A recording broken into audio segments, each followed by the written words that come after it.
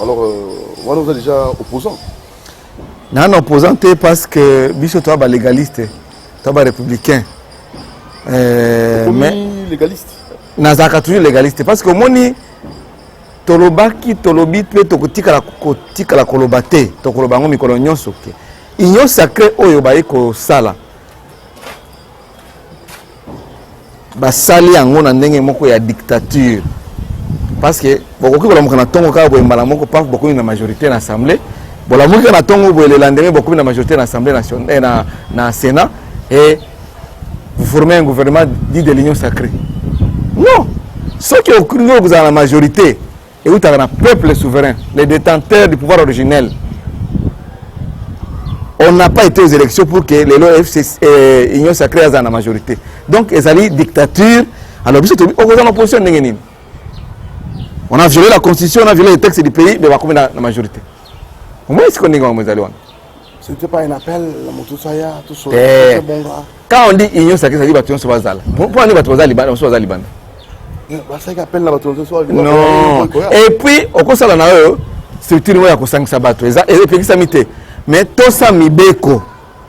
C'est-à-dire que, tout ça, Mibeko, c'est pour dire que mboka oyo zali mboka moko za na mibeko na yango mutu akoza alikola mibeko azate donc pour être oza na majorité na Assemblée nationale oza na majorité na Sénat il faut peuple mutu akopesa oyo majorité oza bimoza na opposition non nga opposante ngai nazo opposante na biso bamusu baza na opposant mais ngala za na ngo opposante naza na pouvoir FCC kashi sekufat ce qui ekufi bon ekufi parce que na union sacrée bazolo bana batuke non mutu soki bavotaki yo na liste ya INC okotiaka INC union sacrée eza parti politique te union sacrée eza plateforme politique te esalama sans charte sans acte constitutif so bavote na liste ya IDPS oza tiraka ma ba IDPS so bavote na liste ya PPRD otiraka ma ba PPRD ndenge balobi ko bakomi na majorité mazé bandi nini ti lelo na comprendaka te et puis bakongole bafandika boye elekeliwa papa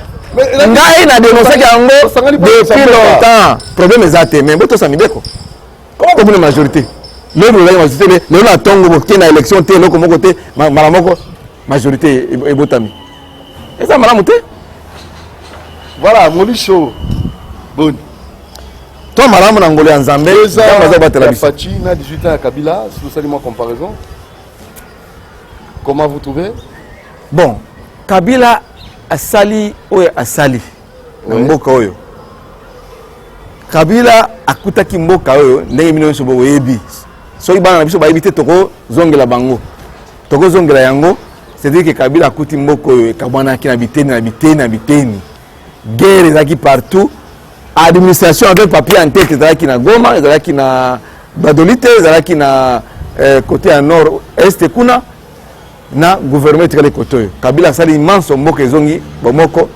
transition esalami après dialogue relancer dialogue na San City tokei na constitution pe botami tokei na référendum ba voter ba approuver yango tokei na élection 2006 Kabila sali tout à faire asseoir ba institution surtout tokei na institution élection 2011 tokei na élection de 2018 a sali des mandats na accueilli voilà un homme oyo baninga musu balinga kondima yete sur ce point là ndenge akuti moko ndenge tamusi moko yo ti lelo ndenge tokomi na passation pacifique et civilisée du pouvoir balinga ko ndimba Kabila te alors biso tolobi boye mutu wana oyo akuti mboka na ndenge lolo ndenge wana alongoli mboka amatisi mboka tokoti la voie démocratique bino boye kozosa mboka sima pour élection zate bala moko bala moko na tombo kuna majorité donc bolingi bozosa batu 50 ans derrière pour 2 ans wana ozomona mais il s'engaille non eloko nini basali na 2 ans oyo il s'engaille eloko nini balobaki gratuité de l'enseignement so na utangela yo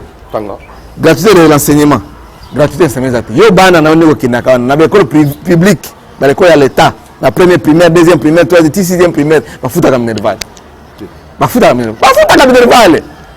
bafutaka baosenga nini mbongo eza omoni baosenga mbongo moko boye babi gratuité de banini basenga so mbongo te insignifiant papa nalobi ata $50 wana musu akozanga $50 lelo osi obi bakongole musu ozanga ata 5000 francs kolia bazozanga Yo ça t'a 50 $ futa bana yo. Mais monsieur on a 5000 francs pour basa matama télé bana lia.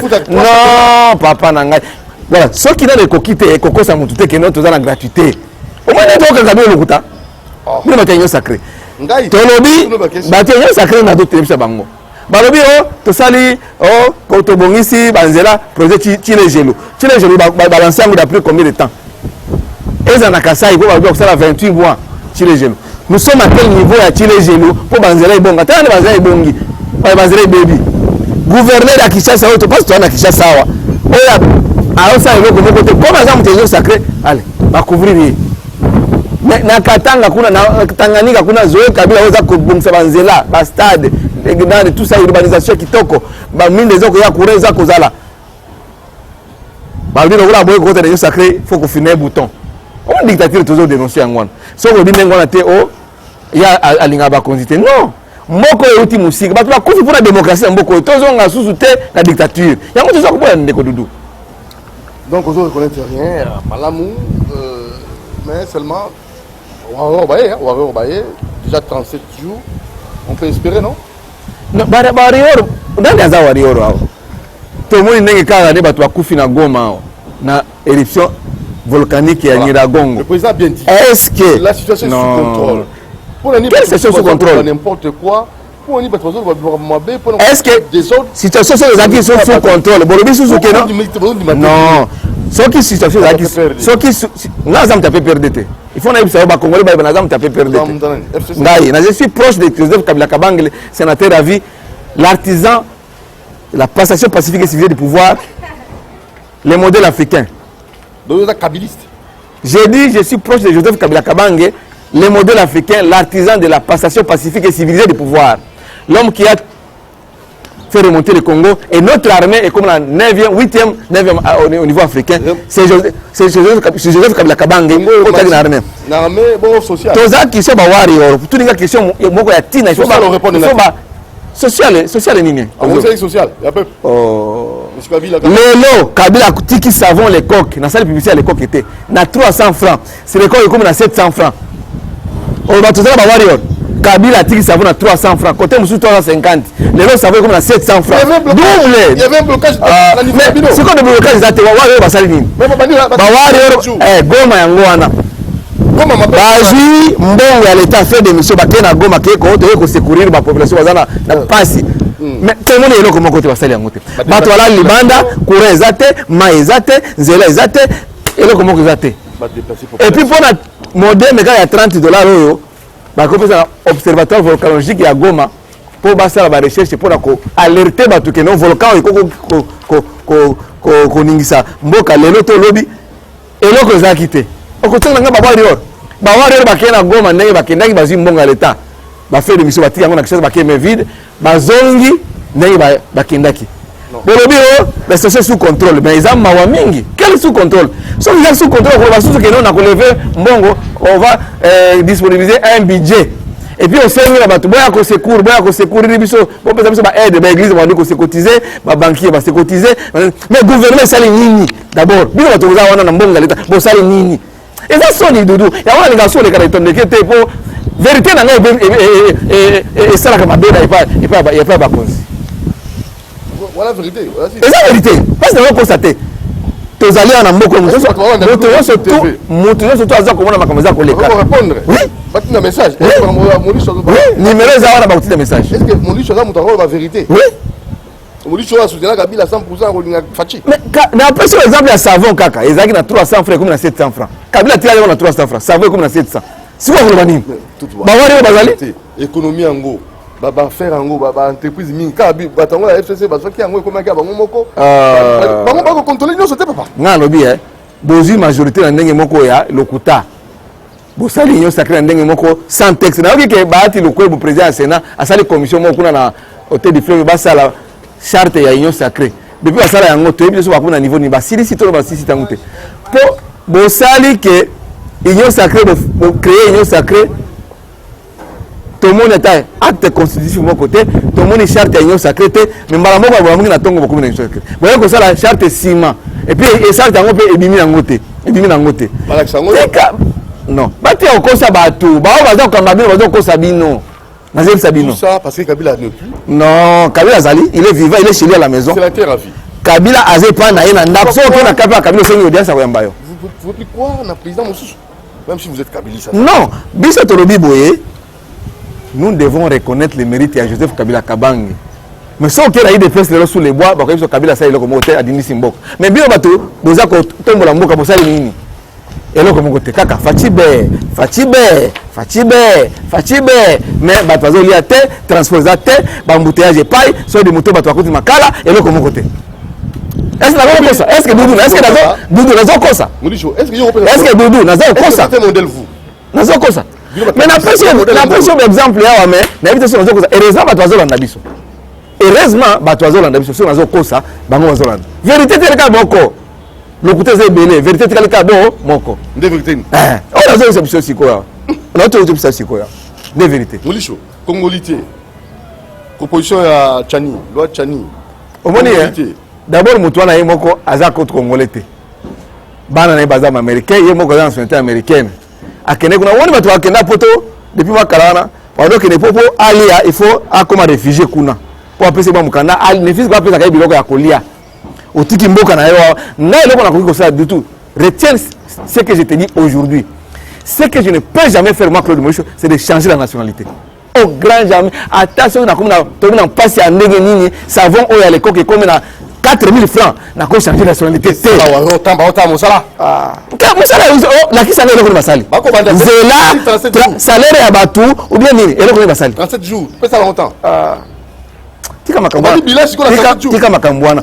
Peuple a souffrir. Et dans la Kishasa ma ezate, courant ezate, zela ezate, salaire ezate et le na goma kutu n'en parlons pas. Na goma. Milelo. Eh papa. Zela na entreprise, ba cha batasika, total nini osala mape. Boza na nyo secrétaire, ça binote. Bozui assemblée sénat bozui, c'est dans le gouvernement bozui, sénat bozui, assemblée nationale bozui, nyo so bozui. Pour ça on est bolingi. Ata ba entreprise de bozui nyo so bozui. On le bilan de congolité.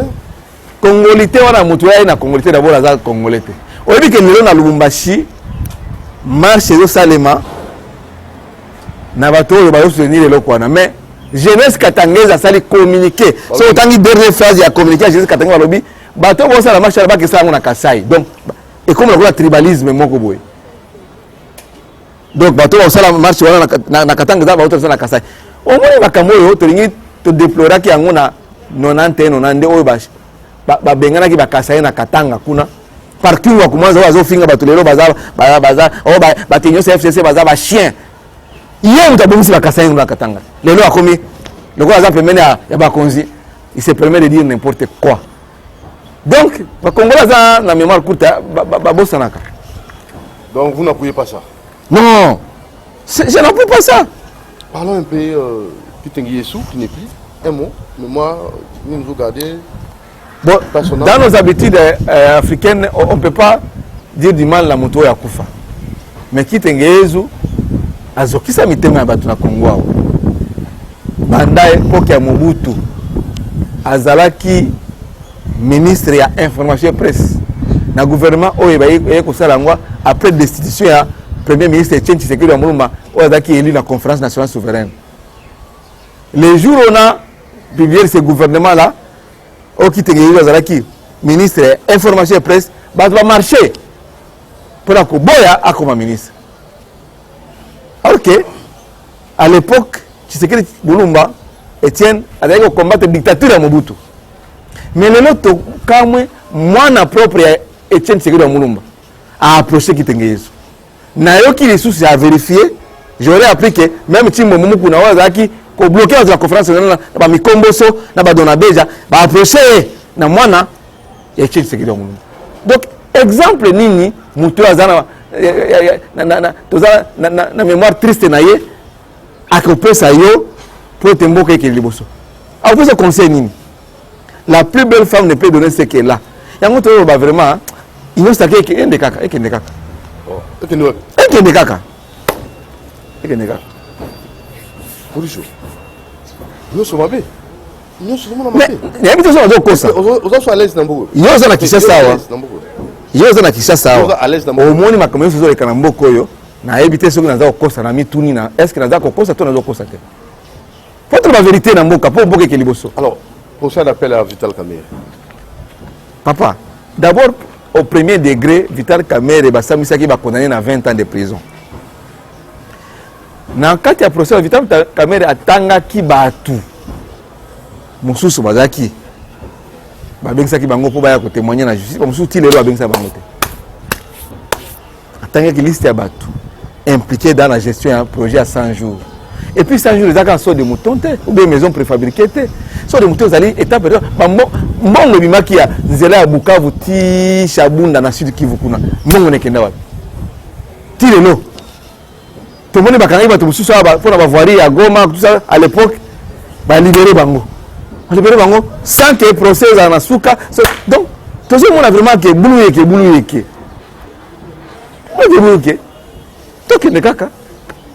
Il est innocent, il y a qui marche pour nous soutenir.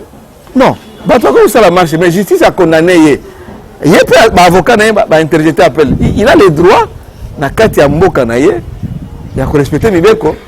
A lobby na ye que a interjeté appel au nom du principe à double degré de juridiction. Affaire droit na aucun second degré. John Numbi va déclarer comme déserteur. On peut avoir une idée de votre part? Bon. Si on va déclarer Kassala, on a évité ce qui, on a absence, ce qu'on a évité. Mais le procès Tchébéa est Salama qui a beaucoup. Parce qu'il y a un principe de droit qui dit qu'on ne peut pas juger la même personne deux fois pour les mêmes faits. C'est ça le principe juridique. Mais tout le monde a que ceux qui vont trouver ça, il faut pas bon. On a évité ceux qui vont se la monnaie. Mais tout le monde est là.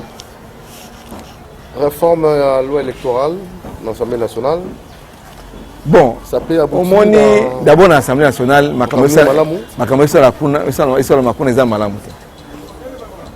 on a qui communiqué à Martin Fayoulou, Adolphe Mouzito, va profiter de la situation à Goma, les autres Congolais, pour voter en catimini loi électorale. Et ils ont taillé sur mesure en faveur de Batoumon Koboye pour le pouvoir Kaka. On a qui communiqué à Martin Fayoulou. Est-ce que Azan a droit à Kolobate? Est-ce qu'il y a Koki Kolobate? Est-ce que Azan Congolais? Azan a droit à Kolobate. Il y a un autre tiré attention à la députée que Basala Maniga c'était Moussa Lefou Salama. Montrez surtout Azan Congolais, Azan a chance de postuler à n'importe quel poste. Merci Molicho, à la prochaine occasion. Merci Doudou, on apprécie votre vérité, ça n'est pas Nabiso.